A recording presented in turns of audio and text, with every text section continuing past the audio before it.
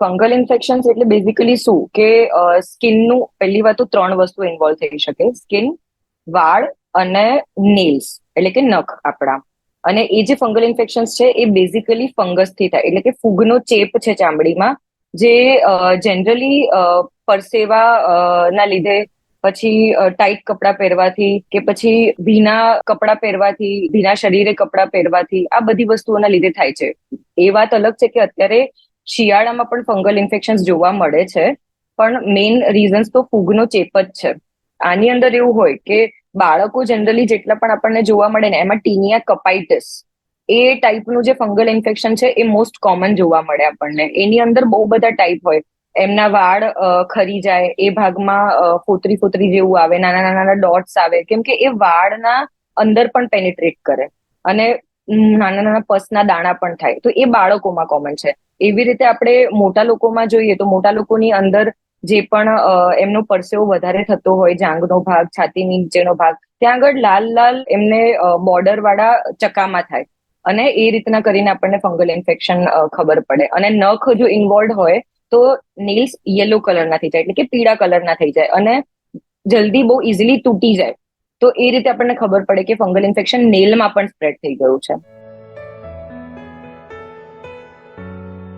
Fungal ઇન્ફેક્શન્સના લક્ષણોમાં mainly આપણને શું ખબર પડે, જેમ મેં કીધું એમ, કે જો મોટા લોકો આપણી પાસે આવે તો એમની કમ્પ્લેન પહેલી એવી હોય કે એમને ખંજવાળ આવે છે અંદરના ભાગમાં, લાલ લાલ ચકામાં થઈ ગયા છે. જનરલી ગોળ રિંગ, આપણે દાદર કહીએ ફંગલ ઇન્ફેક્શનને, તો ગોળ ચકામાં થાય, એ ધીરે ધીરે કરીને મોટા મોટા થાય. તો નાનકડા લાલ ડોટથી ચાલુ થાય, ધીરે ધીરે ઇટ સ્પ્રેડ્સ, અને જાંઘના પોર્શનમાં અને જે છાતીના નીચેના ભાગમાં છે ત્યાં આગળ લાલાશ પડતું વધારે હોય. જો એ લોકો ઇરિટેટ કરે, કોઈ પણ ટ્યુબ લગાડે કે પછી બહુ ખંજવાડે, તો ત્યાં આગળ ઇવન પસના ભરેલા દાણા પણ થઈ શકે છે. કમ્પ્લેનમાં એક જ હશે કે એ લોકોને બહુ જ ખંજવાળ આવે છે, આટલી જ કમ્પ્લેન હોય છે. ફંગલ ઇન્ફેક્શનમાં મિનિમમ 3 મહિનાનો કોર્સ કરવો પડે. પહેલા તો એનો પ્રકાર જોવો પડે, અને ઉંમરના પ્રમાણે 3 મહિના કમસે કમ કોર્સ કરવાનો હોય, એન્ટીફંગલ દવાનો અને ટ્યુબનો. બીજું કે એ હંમેશા અલગ અલગ હોય. જેમ કે કોઈ પેશન્ટ ઘણા ટાઈમથી ફંગલ ઇન્ફેક્શન લઈને રહ્યું હોય, અલગ અલગ જગ્યા પર ટ્રીટમેન્ટ કરાવી હોય, તો એ કેસમાં રેઝિસ્ટન્સ એટલે કે ફૂગના જંતુ હઠીલા થઈ જાય, અને ઇન ધેટ કેસ આપણે દવા ચેન્જ કરવી પડે. પણ 3 થી 6 મહિનાનું ટ્રીટમેન્ટ લાગતું હોય છે. જો નખ પણ ઇન્વોલ્વ હોય એ લોકોના, તો ઇન ધેટ કેસ 6 થી 12 મહિના પણ લાગી શકે છે, અને બાળકોમાં પણ 3 થી 6 મહિના લાગે. મોસ્ટ કોમન કારણ એક જ છે, ઇનકમ્પ્લીટ એટલે કે અધૂરો અને અનિયમિત કોર્સ.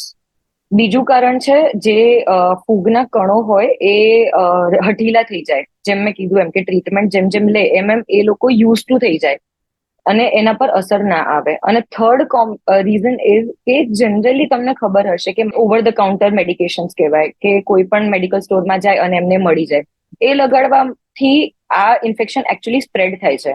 કેમ કે એની અંદર સ્ટીરોઇડ ક્રીમ હોય. સ્ટીરોઇડ ખાલી તમારી ખંજવાળને દબાઈ શકે, એ જંતુને ખતમ નહીં કરે, અને એના લીધે ઇન્ફેક્શન સ્પ્રેડ થતું રહે. તો જે લોકોએ સ્ટીરોઇડ લગાડેલી હોય એનું પણ એક કારણ છે કે ફંગલ ઇન્ફેક્શન વારે વારે થાય. ઇનિશિયલી બહુ દબાઈ નાખે ઇન્ફેક્શનને, પછી એ સ્પ્રેડ થાય. મેઇનલી એ ધ્યાન રાખવું પડે કે એવું નથી, ઘણા બધા પેશન્ટ્સ મેં જોયા છે કે જે ફંગલ ઇન્ફેક્શન વર્ષોથી હોય છે, લાઈક 2 years 5 years, થાય મટે, અડધો અડધો કોર્સ કર્યા કરે. તો મારા તરફથી હું એટલું જ કહીશ કે કમ્પ્લીટ કોર્સ કરવાથી ફંગલ ઇન્ફેક્શન કમ્પ્લીટલી મટી શકે છે, જો એ કરેક્ટલી પ્રોપર ડોક્ટરને, ચામડીના ડોક્ટરને બતાવીને ટ્રીટમેન્ટ લેવામાં આવે તો. પહેલા તો કોરું રાખવું પડે આપણે સ્કિનને.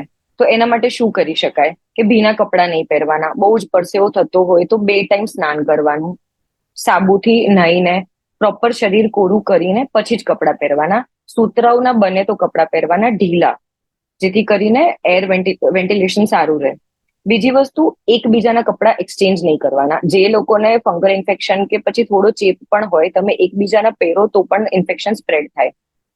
એક જગ્યા પર ખંજવાળીને, જો તમને ફંગલ ઇન્ફેક્શન થયું હોય તો બીજી જગ્યા પર ન ખંજવાળવું જોઈએ, કેમ કે એ તમે જ તમારું ઇન્ફેક્શન બીજા અંગોમાં સ્પ્રેડ કરશો. એટલે એ ના કરવું જોઈએ આપણે. બીજું, કોર્સ કમ્પ્લીટ કરવો જોઈએ. જે પણ દવા તમે લો છો એ ફૂલ ઇનકમ્પ્લીટ ટ્રીટમેન્ટ બહુ જ કોમન કોઝ છે કે વારે વારે ફંગલ ઇન્ફેક્શન થતા હોય છે આપણને. જો પાણી માં કામ કરવાનું બહુ થતું હોય, જેમ કે સ્ત્રીઓને, અને નખમાં ઇન્ફેક્શન કે હાથમાં થતું હોય, તો એ લોકો પોલિથીનના ગ્લવ્સ પણ યુઝ કરી શકે છે.